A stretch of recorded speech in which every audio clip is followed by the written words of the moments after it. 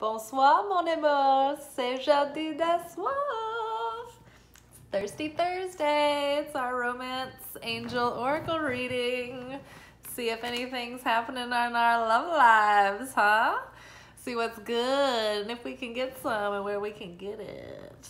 But yeah, how's everybody doing? We are almost to the weekend here in the United States. We have a 3-day weekend, so I'm pretty excited about it. And yeah, my sister's birthday is the day after 4th of July, so it's going to be a couple of days on the boat. It'll be fun. Looking forward to it. Tonight at the restaurant, it was a grand old evening. Nothing too crazy to report. Just a night in. I thought it was going to be a nice stormy night in. We had some lightning and thunder and we really need the rain, but we only got like 2 drops. So big tease. We've had storm warnings all week, but it was fun because we had like a weather advisory and everybody was all kind of hunkered in and like waiting for the big storm. And I thrive on storms. I grew up, I've actually been in a bunch of tornadoes and a lot of pretty crazy storms, and for some reason that particular experience has not traumatized me. I actually do very well and I'm very calm and collected, and I think it's because in the late 90s Twister was like a huge movie and Helen Hunt was like the action female star, and she just like, I don't know, I just glorified storm chasing after that because she was so awesome in that movie. And I also find Helen Hunt very calming. So you've got an impressionable canvas in a galvanized situation, very emotionally charged, which action movies and suspenseful movies can actually, your brain doesn't know the difference that that's not real life. So your body can actually have trauma responses to movies. And so I guess I've developed a subconscious pattern that made me more resilient in storms, I guess. I don't know. So I end up just feeling like, ooh, you know, everybody's all kind of hunkered together. And of course I don't want anything bad to happen because of a storm, but you know, I'm able to enjoy them when they come along if I can't control it. So but then, you know, I guess we are the creators of our reality, and I have been known to do some weather witching, but we don't want to play God. Let the weather do its thing. I also wanted to mention, I changed into this like vintage shirt that I've had forever, and it's a really funny story. It's from Hershey, Pennsylvania. It says, "I survived the super duper looper," and it's from Hershey. And I bought it in London, England, in Camden Town in like 2006. So this particular shirt has lived all over the world. The shirt is so cool. It's like, yeah, you know, I'm from Pennsylvania, but then I moved over to the UK for a while, and now I've been back in the States for like another like 20 years or so, 15, 20 years now. But enough about my t-shirt and about all the other things. Let's find out what we need to know for our romantic lives, for our love lives, for our self-love lives. That's usually been the theme recently. It's been love yourself, forgiving and learning. All right, what do we need to know for the week ahead that's going to help us? Ooh, new love. That is such a coincidence. I was just wondering in the car on the way home, I was like, I wonder if anything is going to come up about new possibilities in the reading tonight. And here we are. New love. A new person has stirred your romantic feelings. Huh? Little cutie patootie in the mix. Somebody catch your radar.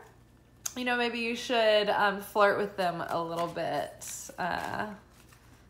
And test the waters and see what's going on. So what about this new love? What should we do about this? What do we need to know about this for our highest good? Oh, romantic feelings! Your romantic feelings are real and worth exploring. So, all right. Little crush going on, maybe a little mutual chemistry. Hallelujah. I was gonna fucking throw the phone if it was love yourself first again. Family healing. Ah! All right. Oh, which reminds me, you guys, two things before we continue with our reading. One, there was something happening around the 4th of July. I think it's like Aries is squaring Pluto, which can cause you to have very like sudden bursts of rage and frustration. So don't road rage, don't flip any tables or anything like that, because everybody's going to be on edge and a little bit rage against the machine-y, a little bit ragey. A little bit feral, a little foaming at the mouth.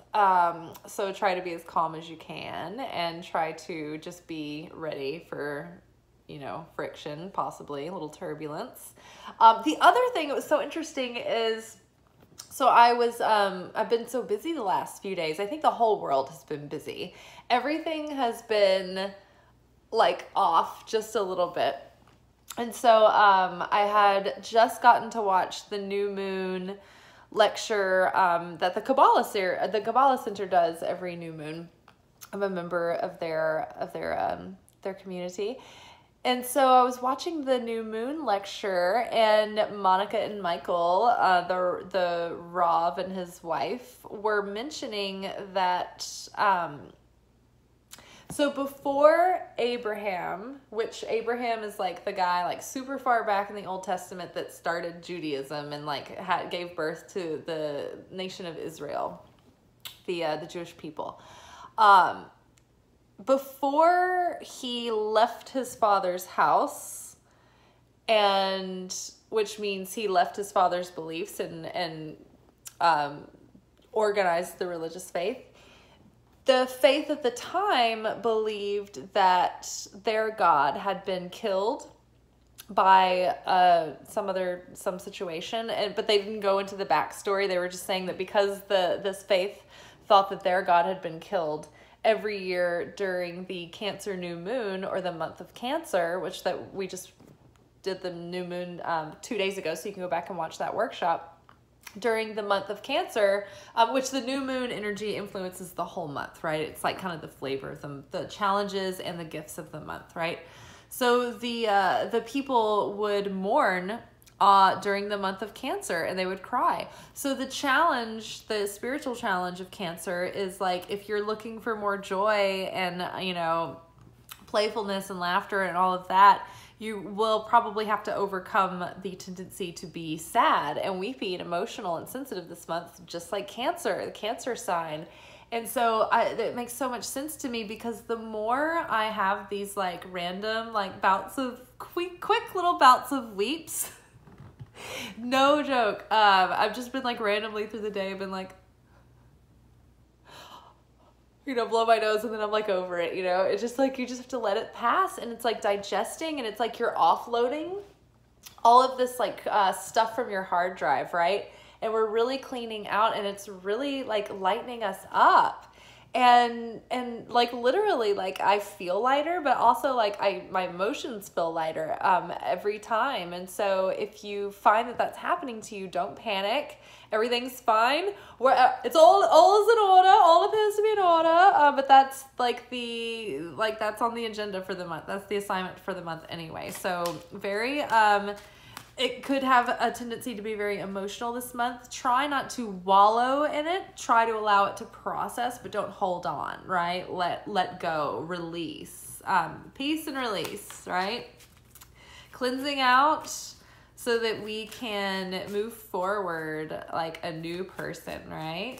Okay, so back to our crush, back to the fact that we have romantic feelings, and they're valid and they're worth exploring. Look, I have feelings and they're valid and they're worth exploring. Okay, so you have a little snack. You want to see what's good?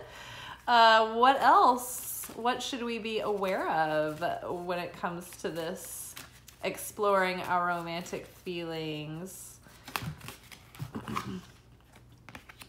Ooh, give your relationship a chance. Work on your partnership. I mean, how on the nose could it be? It's like, there's a new crush in the mix.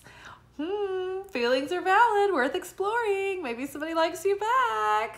It's worth giving it a shot. Like, I mean, there are other cards like this. We could have gotten to healing family issues.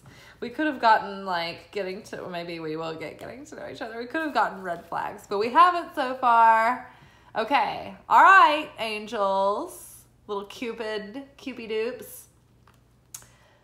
New crush. Feelings are valid, possibly mutual, worth exploring. Give it a chance. What was that? And then trust. The situation is calling for you to have faith. You know what that means. You have to put yourself out there.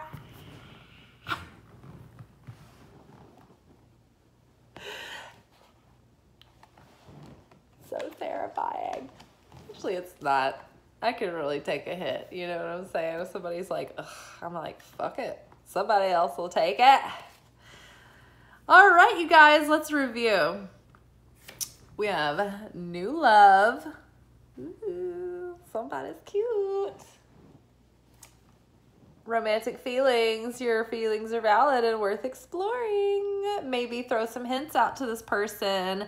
We did, during the new moon, have a suggestion that we might be getting together with our crush over the next holiday or sometime soon. So maybe they're available on the 4th of July to do something fun, to do some partying, so get into some adventures, some little offbeat hijinks, maybe. Little get each other in a little bathing suit. Pool time, hot girl summer.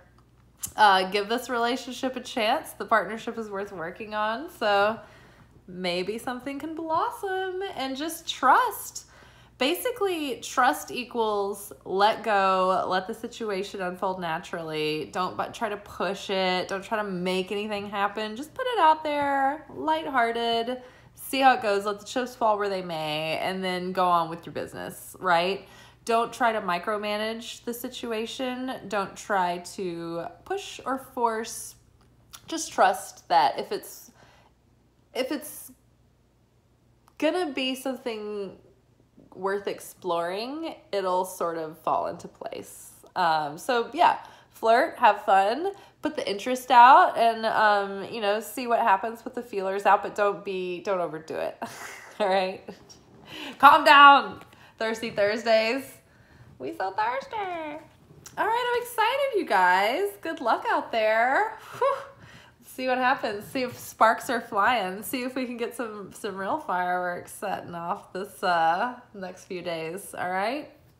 Godspeed. Ta-ta.